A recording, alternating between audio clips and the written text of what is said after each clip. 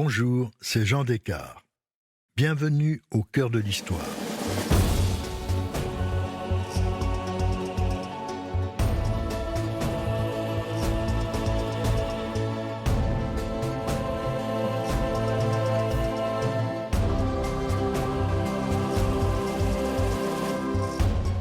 Dans ce troisième épisode en 2 parties de notre série sur les conseillers de l'ombre qui ont influencé les puissants, je vous raconte l'histoire du Père Joseph, un capucin très influent qui, au XVIIe siècle, mit son talent au service de Richelieu, donc au service du roi Louis XIII et de la France. L'automne 1630 n'est une heureuse période ni pour le roi de France Louis XIII, ni pour son ministre Richelieu, ni pour le Père Joseph, négociateur du cardinal à la Diète de Ratisbonne, le Parlement du Saint-Empire. L'été n'avait déjà pas été très brillant.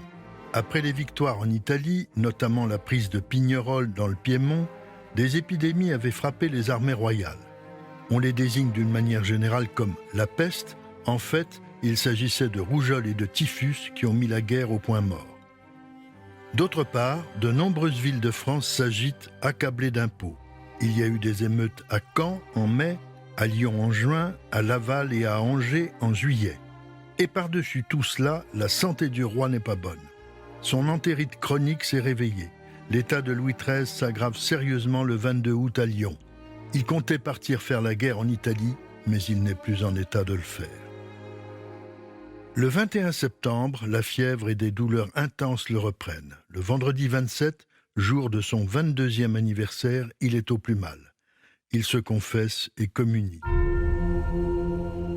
Marie de Médicis, la reine-mère, qui ne pouvait alors plus supporter le cardinal de Richelieu car son influence pouvait l'éloigner du pouvoir, essaie d'arracher à son fils mourant le renvoi de son éminence.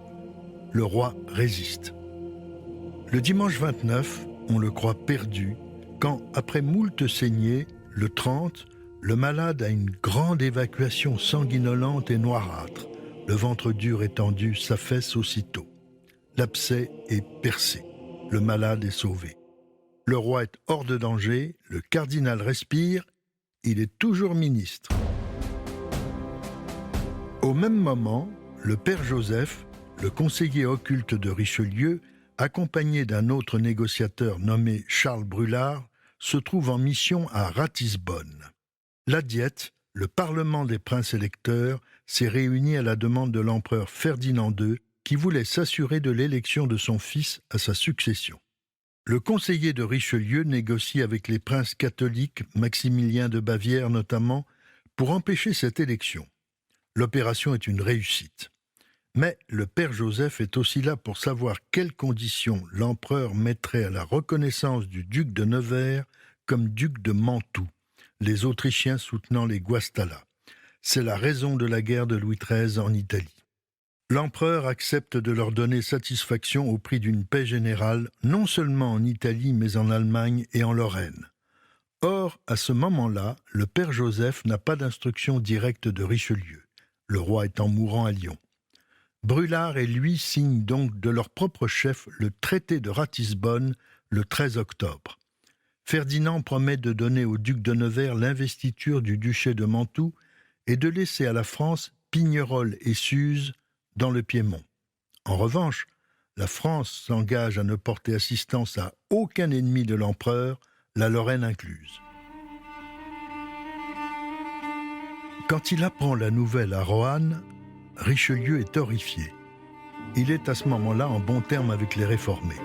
La signature de cet accord revient à abandonner en rase campagne ses alliés protestants et à se priver de toute liberté de manœuvre en Allemagne. Il envoie à ses émissaires une lettre très sévère.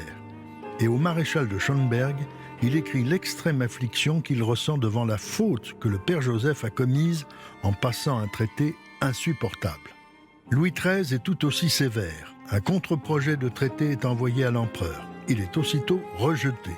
Faute de ratification, le traité de Ratisbonne demeurera lettre morte. Jean-Christian Petit-Fils, dans la biographie qu'il consacre à Louis XIII, écrit « En souvenir des services rendus par l'actif et dévoué Capucin, Richelieu se garda d'une punition sévère. Il le laissa purger sa disgrâce en son couvent parisien, avant de le rappeler quelques jours plus tard et de passer définitivement l'éponge sur la plus grosse bévue de sa carrière. Mais qui est donc ce Père Joseph à qui Richelieu, malgré son courroux et l'embarras dans lequel il l'a mis, pardonne si facilement la faute? François-Joseph Leclerc du Tremblay est né à Paris en 1577. Son père, président du Parlement, a aussi été ambassadeur à Venise. À 20 ans, l'adolescent s'engage d'abord dans l'armée, puis la quitte pour faire de brillantes études de théologie. Il entre dans l'ordre des Capucins sous le nom de Père Joseph. En 1603, il quitte le séminaire et il est nommé maître de philosophie à Paris. Son engagement religieux coïncide avec la vitalité retrouvée du catholicisme français après le désastre des guerres de religion. Il va se consacrer d'abord à la réforme de son ordre. En 1606, il fonde celui des Filles du Calvaire. Puis, il se rend en Italie, se fait connaître au Vatican et prêche avec ardeur une croisade contre les Turcs, non seulement à Rome, mais aussi à Florence et à Turin. En France, il va s'allier à Charles de Gonzague, duc de Nevers. Ce personnage turbulent que Jean-Christian Petit-Fils qualifie de « soldat de Dieu et Don Quichotte de la chevalerie féodale », fonde en 1617 l'ordre de la milice chrétienne destinée à la reconquête de la Terre Sainte. Le Père Joseph le soutient dans la création de cette milice. Il s'agit évidemment d'un fantasme qui ne se concrétisera pas. Le Capucin prêche aussi une mission au Mans, à Angers et à Saumur. Elle a pour but d'envoyer des religieux au Canada et en Turquie pour tenter de convertir les populations locales. Il s'emploie aussi dans diverses provinces à la conversion des protestants. Son activité pastorale le fait remarquer à la cour de Louis XIII. On peut dire alors qu'il est une figure importante d'un mouvement qui s'appellera plus tard la Contre-Réforme. Il fonde également une maison de son ordre, les Capucins, à l'abbaye royale de Fontevraud, au carrefour de l'Anjou et de la Touraine. Il en modernise les règles. À cette entreprise, il associe l'évêque du diocèse de Luçon. Celui-ci est le confesseur d'Antoinette d'Orléans, coadjutrice, c'est-à-dire administratrice de l'abbaye. Or, l'évêque de Luçon se nomme Armand Jean Duplessis de Richelieu. Armand Jean Duplessis naît à Paris en 1585. Il a donc 8 ans de moins que le Père Joseph. Il est le fils de François Duplessis de Richelieu, capitaine des gardes d'Henri III et d'Henri IV, puis grand prévôt de France, une très haute fonction. Son père meurt en 1590 à 42 ans de maladie et d'épuisement. Couvert de dettes, il s'était lancé dans des entreprises maritimes et commerciales incertaines. Armand a alors 15 ans. Il est frappé par le dénuement de sa famille, ce qui explique le goût des affaires et de l'enrichissement du futur cardinal de Richelieu. Goût dont il expliquera d'ailleurs qu'il n'est pas contradictoire avec le service intransigeant de la couronne. Son frère aîné, Alphonse, devait recevoir l'évêché de Luçon qui faisait partie du patrimoine familial sauvegardé grâce à l'énergie de leur mère, Suzanne. Mais il y renonce pour entrer chez les Chartreux en 1605. Armand abandonne alors la carrière des armes qu'il avait entreprise pour conserver le bénéfice épiscopal à sa famille. Il restera cependant toujours marqué par sa formation militaire. Il est nommé évêque de Luçon par Henri IV en 1606, puis consacré à Rome par le pape l'année suivante. Il administre remarquablement son diocèse qu'il qualifie de « plus crotté de France ». Il encourage alors les missions paroissiales des Capucins et des oratoriens qui travaillent à la conversion des protestants. Il ne le connaît pas encore, mais il a la même ambition que le Père Joseph.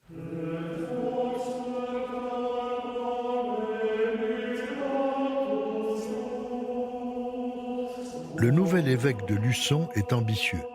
Sa brillante intelligence mérite mieux qu'un évêché de province. Après l'assassinat du roi Henri IV en 1610, sa veuve, Marie de Médicis, est nommée régente du royaume car le petit roi Louis XIII n'a que 9 ans. Après les premières révoltes de quelques grands personnages, dont le prince de Condé, elle décide de convoquer les États généraux en 1614. Armand Duplessis réussit à se faire élire délégué du clergé du Poitou. Il va profiter de cette occasion pour se faire remarquer. Lors de la séance de clôture des États généraux, c'est lui qui prend la parole au nom de son ordre. son brillant discours et surtout une ode à la régente, Marie de Médicis. Heureux, le roi à qui Dieu donne une mère pleine d'amour envers sa personne, de zèle envers l'État et d'expérience pour la conduite de ses affaires.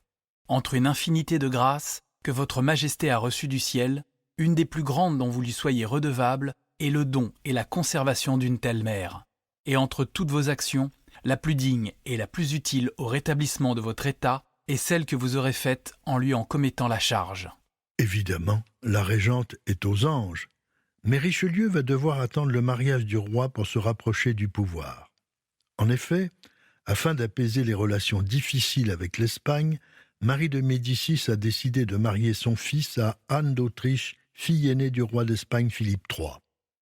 Il s'agit d'un échange de princesses, puisque Élisabeth, la fille aînée d'Henri IV et de Marie de Médicis, est promise au prince des Asturies, l'héritier du trône d'Espagne. L'échange des princesses a lieu sur les bords de la Bidassoa, à la frontière franco-espagnole. Le mariage de Louis XIII et d'Anne d'Autriche est célébré le 25 novembre 1615 à Bordeaux. Les mariés ont l'un et l'autre 14 ans. C'est après ces célébrations que Richelieu obtient sa récompense. Il est nommé aumônier de la jeune épouse de Louis XIII. Son ascension commence. Le 30 novembre 1616, il est nommé secrétaire d'État. Très rapidement, il devient le deuxième homme fort du Conseil après le maréchal d'Ancre Consigny. Il prend en charge les affaires étrangères et la guerre. À cette époque, il s'entretient fréquemment avec le père Joseph à Fontevraud. C'est la rencontre de deux intelligences brillantes qui partagent le même idéal religieux. Richelieu est conscient de l'expérience et du sens politique du père Joseph, mais aussi de la volonté de ce dernier de ne jamais être en première ligne ni de prendre la lumière. De son côté, le père Joseph n'est pas choqué par l'immense ambition de l'évêque de Luçon. Ces deux hommes vont bientôt travailler ensemble. Si Richelieu est le deuxième homme fort du Conseil de Régence, le premier est le favori de la reine, un Italien arrivé avec elle de Florence, Consigny, qui avait épousé la dame d'honneur préférée de Marie de Médicis, Leonora Galigai. Depuis la mort du roi, le couple a pris le pouvoir. Or, Louis XIII déteste le favori de sa mère. Il décide qu'il est temps pour lui de prendre le pouvoir. Conseillé par le duc de Luynes, il va organiser l'arrestation de Consigny. L'homme est arrêté et assassiné dans la cour du Louvre le 24 avril 1617. Sa femme est condamnée à mort comme sorcière, décapitée et brûlée. Quant à la reine-mère, elle est forcée à l'exil au château de Blois. Elle s'en évade dans la nuit du 22 février 1619 et gagne Angoulême, où elle entre en résistance contre son fils. Proche de la reine, Richelieu est logiquement renvoyé dans son évêché de Luçon. Mais le roi a des regrets. Il voudrait apaiser les rapports avec sa mère. Le père Joseph lui conseille alors de faire appel à Richelieu. Il remet à l'évêque en disgrâce la lettre du roi lui demandant d'être son intermédiaire auprès de la reine-mère. Richelieu part immédiatement pour Angoulême. Grâce aux Capucins, le voilà de nouveau au cœur du pouvoir. Un couple politique vient de se former. Il va incarner la suite du règne de Louis XIII.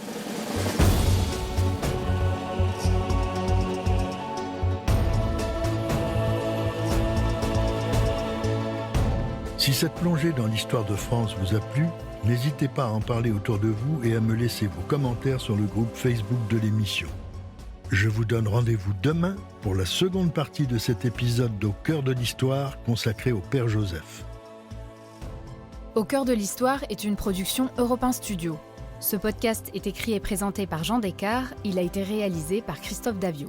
Pour ne rater aucun épisode, abonnez-vous sur Apple Podcasts ou vos plateformes habituelles d'écoute. Références bibliographiques. Jean-Christian Petit-Fils, Louis XIII, Perrin, 2008.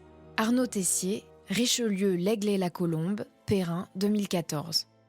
Richelieu, l'art et le pouvoir, catalogue de l'exposition du Musée des Beaux-Arts de Montréal, 2003.